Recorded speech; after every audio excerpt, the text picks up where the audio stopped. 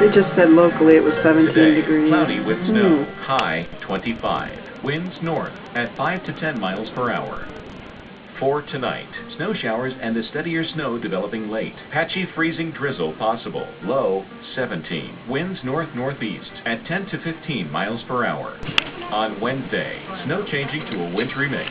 High 29. Winds northeast at 10 to 20 miles per hour. 6 to 10 inches of snow expected. And Wednesday night, variable clouds with numerous snow showers or flurries expected. Low 11.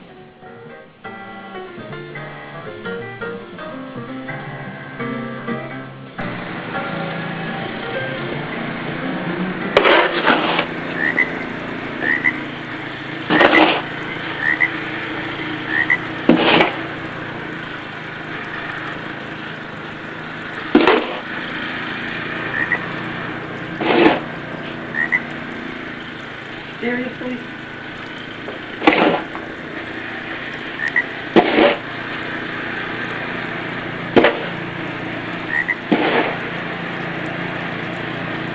And the groundhog says it's going to be an early spring.